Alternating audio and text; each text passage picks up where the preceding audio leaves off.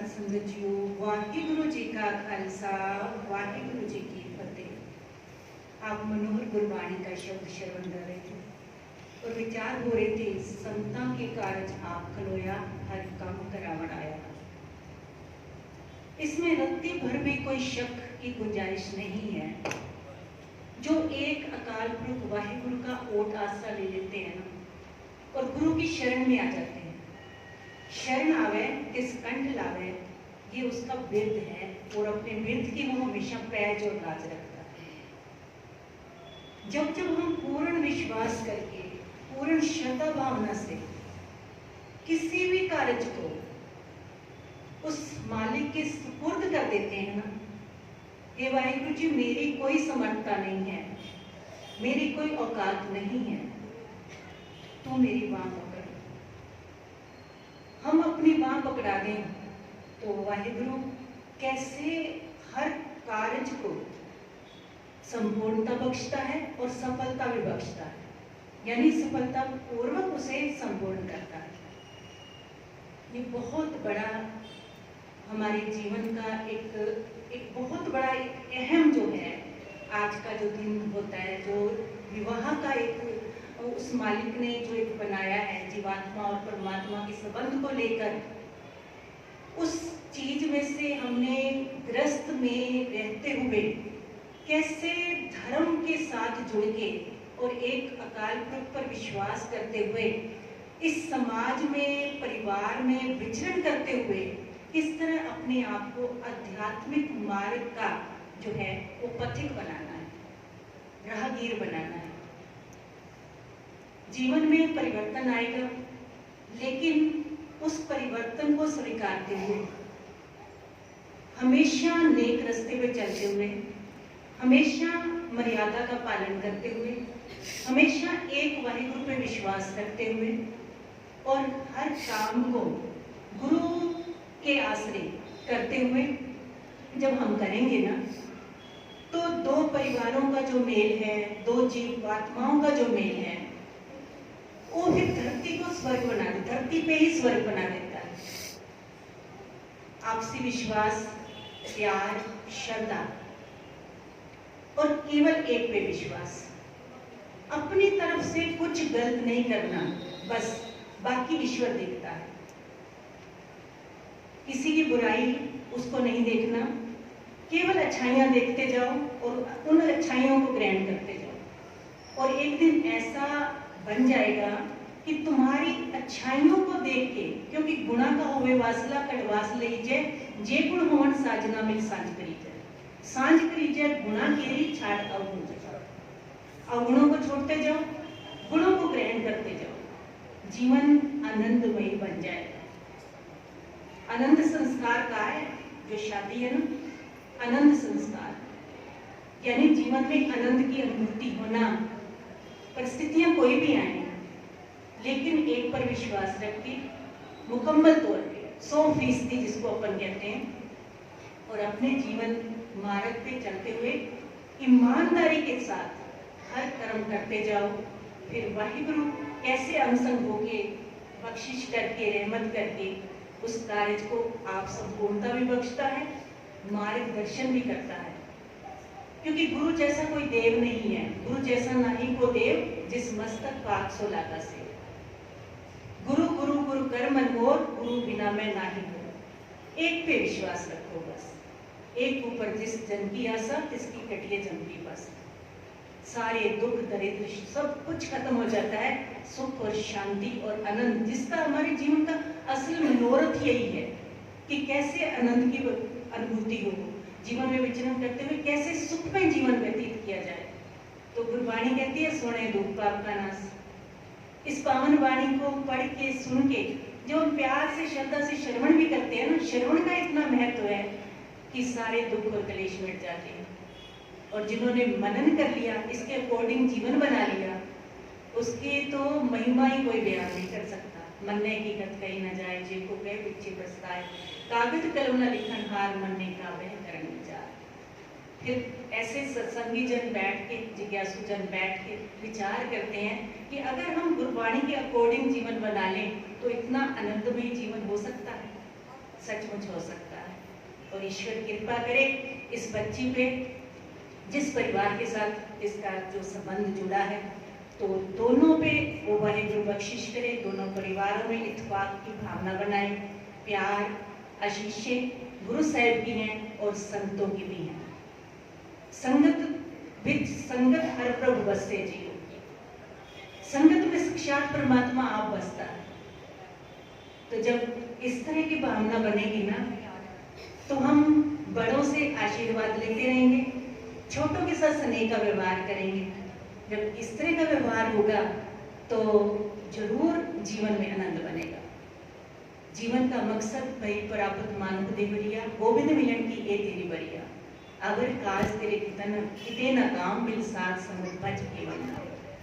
और परमात्मा की बंदगी करते हुए, क्योंकि नाम सिरमौर है, सबसे ऊंचा है, और प्रभु के सिमरन से ही, उसकी बख्शिशों से, रहमतों से फिर जिनकी झोलियां भरती है ना, फिर कोई भी कमी जीवन में नहीं रह जाती। सुखमनी साहब जी की पावन वाणी की अपन विचार कर रहे हैं।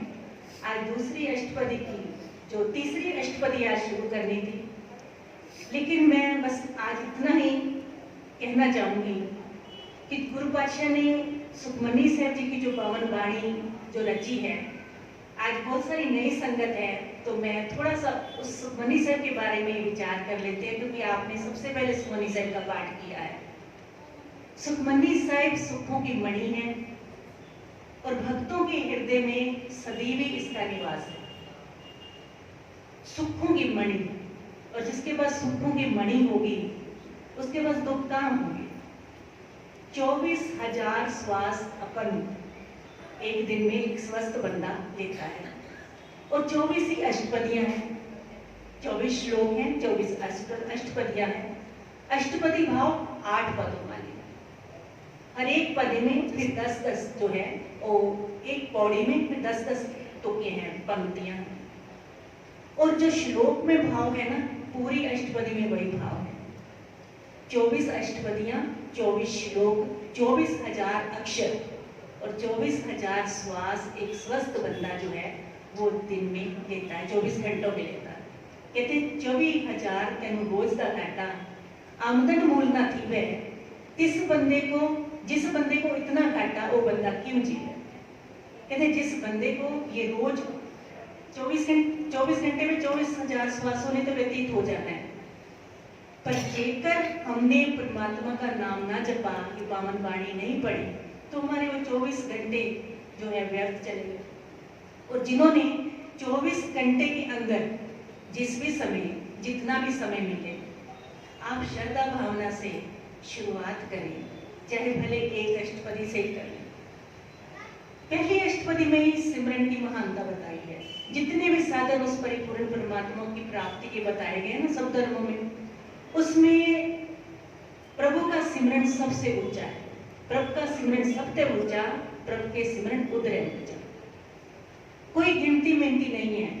कहते हैं लखा तर गए, लखा ने तर जाना, जिन्होंने तेरा नाम जपिया, दुख भंजन तेरा नाम जी। सारे दुख क्लेश मिटा के सुखों का हृदय घर में सदैव निवास बख्श देता है। कहते दुनियावी जो पदार्थों की प्राप्ति है ना, वो तो थोड़े समय के लिए सुकून देती है, फिर हमें और कोई चाहत हो जाती है, और कोई ख्वाहिश हो जाती है, फिर हम उसकी प्राप्ति के लिए भागदौड़ शुरू कर देते हैं। पर जिनके हृदय घर में नाम धन, नाम की कोई कड़ी, नाम का कोई किणका, क्योंकि किणका एक जिस जिये बसावे ताकि महिमा कड़ी ना है, ये भी सुखमनी साहिब ने गुरु पातशाह ने वर्णन किया है। किनका मात्र भाव गुरबाणी की एक तुक पर भी किसी ने हृदय करके अमल कर लिया ना, फिर उसकी महिमा ही बयान नहीं हो सकती। उसका जीवन इतना सुचज्जा हो जाएगा, इतना प्यारा हो जाएगा, वो सब में से गुण देखेगा, अवगुण देखेगा ही नहीं, अवगुण हमेशा अपने देखेगा। फरीदा जेतु अकल लतीफ काले लिखना ले, अपनी गिरेबान में सिर नीवा कर दे। वो केवल अपनी बुराई देखेगा, फिर अपनी बुराइयों को दूर करेगा, दूसरों के गुण देखेगा, दूसरों के गुणों का ग्राहक बन जाएगा। फिर गुणा का होवे वासला कड़वास लीजे, जे गुण होवन साजना मिल सांझ करीजे। सांझ करनी है गुणों की अवगुणों को छोड़ते जाना है। जीवन में जैसी भी परिस्थितियां बने, एक वाहिगुरु का ओट आसरा लेके, क्योंकि वाहिगुरु आख्या मुख पवित्र हो जाता है, वाहिगुरु आख्या शुद्ध चरित्र हो जाता है, वाहिगुरु आख्या दुख तितर हो जाता है, तो वाहिगुरु आख्या वैरी मित्र हो जाता है। वैरी भी जो है ना मित्र बन जाएंगे, जो आपके विचारों के भी खिलाफ है ना। अगर आपके सच्चे सुच्चे विचार हैं तो एक दिन आएगा वो भी आपसे सहमत हो जाएंगे, आपसे प्यार करेंगे। हमने प्यार की खुशबू बिखेरनी है। जिस भी राह पे जाओ, जहां से भी जाओ, गुणों की खुशबू बिखेरते जाओ। तो जेकर हम ये तभी मुमकिन है जब हम उसके बन जाएंगे। उसके बन गए तो सब जग तेरा है, फिर सबका प्यार मिलेगा, बड़ों का आशीर्वाद मिलेगा, छोटों से भी प्यार मिलेगा। लेकिन इसके लिए बड़ों को रिस्पेक्ट देना और छोटों से स्नेह करना, ये हमारे स्वभाव में सम्मिलित हो जाए। इस बच्ची के लिए, दोनों परिवारों के लिए, इस बच्ची के लिए विशेष करके बहुत बहुत आशीषें। वाहिगुरु सब पे रहमत करे। सारे रहते कार्यों में आप अंग संग होंगे, आपसे प्रेमेर भरा हाथ रख के सारे कार्यों को संपूर्णता बख्शे। यही वाहिगुरु के चरणों में अरदास है। वाहिगुरु सबके हृदय घर में इस पावन वाणी का जो है वो प्यार बसाए, क्योंकि झिम झिम बरसे अमृत धारा, ये अमृत धारा है और जिस जिस हृदय घर में बस जाती है वहाँ हमेशा आनंद और सुकून बना रहता है। वाहिगुरु मेहर करे, कृपा करे, हम इस पावन वाणी अनुसार जीवन जी के अगली जीवन प्रज्ञा में जिसमें प्रवेश करने जा रही है उसको और महकाए, और उनको भी जाके अगर उसका वाणी से सबका अपना अपना विश्वास है। और कोई समा ऐसा भी होता है जब आपका के पास इस पावन वाणी की पावर बहुत होगी तो आप उनको भी इस पावन वाणी से जोड़ दोगे, क्योंकि जितने जुड़ते जाओगे उतने ही जोड़ने की समर्था आप में आती जाएगी। एक बार फिर वाहिगुरु सब पे वाहिगुरु मेहर करे। किसी भी तरह की कोई त्रुटि कुछ गलती हो गई हो तो मैं क्षमा याचना करती हूँ। भूलना चुकना क्षमा बख्शियो जी। सारे परिवार में बहुत बहुत मुबारकबाद और वाहिगुरु की आशीषें सब पे बनी रहे, यही दुआ करते हुए वाहिगुरु जी का खालसा, वाहिगुरु जी।